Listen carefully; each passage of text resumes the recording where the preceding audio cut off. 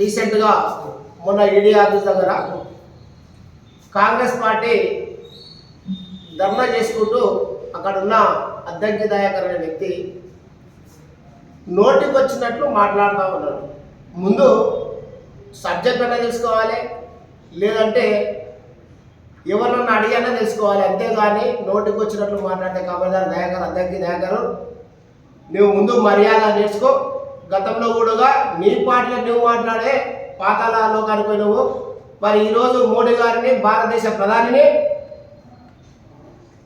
ఇక రారాబాయి పోరాబాయి బే అని మాట్లాడుతూ ఉన్నావు, జైలు దొంగ అని మాట్లాడుతూ ఉన్నావు, 45,000 కోట్ల కుంభకోణం అంటున్నావు.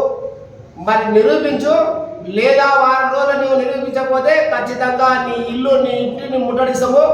నువ్వు ఎక్కడున్నా కూడా నిన్ను ఇడిచేదే లేదని చెప్తా ఉన్నాము. నీవు నిరూపణ చేయకపోతే నేను ఇడిచేదే లేదు. ముందు కాంగ్రెస్ పార్టీ రాహుల్ గాంధీ మీద, సోనియా గాంధీ మీద మీ ప్రభుత్వం ఉన్నప్పుడే, మన్మోహన్ సింగ్ ఉన్నప్పుడే వాళ్ళ మీద కేసులు అయినాయి. వాళ్ళు బెయిల్ తెచ్చుకున్నారు. బెయిల్ ఎందుకు తెచ్చుకున్నారో ముందు మీ పార్టీలను అడుగు. అంతేగాని బీజేపీ పార్టీని జైలు పంపిస్తాం 29లో మోడీని అని మాట్లాడుతూ ఉన్నావు. నీవు ఎమ్మెల్యే అయ్యేది లేదు, మీ రాహుల్ గాంధీ ప్రధానమంత్రి అయ్యేది లేదు. మీరు కాదు మమ్మల్ని జైలు పంపించేది. మా మోడీ గారు తలుచుకుంటే ఖచ్చితంగా కూడా నిన్ను, మీ వాళ్ళని జైలు పంపిస్తారు. కానీ మాకు ఒక సంస్కారం ఉంది. మేము భారతీయ జనతా పార్టీ, మాకు భారతీయుల మీద గౌరవం ఉంది కాబట్టి మేము ఆ గౌరవంతో ఇంకా ఉంటా ఉన్నాము. లేదు మేము కూడా మీలాగానే మాట్లాడి మేము కూడా కక్ష రాజకీయాలు చేయాలనుకుంటే మిమ్మల్ని ఎప్పుడో 15 నాడే మీ వాళ్ళని ఇద్దరిని నిన్ను ఖచ్చితంగా జైలు పంపిస్తుంది. కానీ మేము ఒక పద్ధతి ప్రకారంగా ఈ దేశాన్ని కాపాడడానికి, ఈ ధర్మాన్ని కాపాడడానికి ఈ భారతదేశంలో ఉన్నది మేము ఒక్కరమే.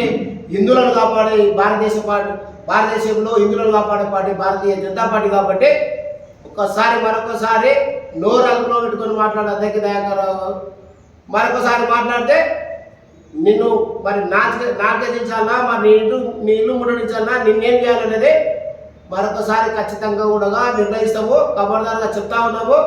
వారం రోజులు నువ్వు నిరూపించకపోతే నీ తగిన గుణపాఠం చెప్తామని చెప్పి భారతీయ జనతా పార్టీకి వెళ్ళి జడ్చల్ల నియోజకవర్గం స్పోక్ పర్సన్ బాలవర్ధన్ గౌడ్గా హెచ్చరిస్తూ ఉన్నాం.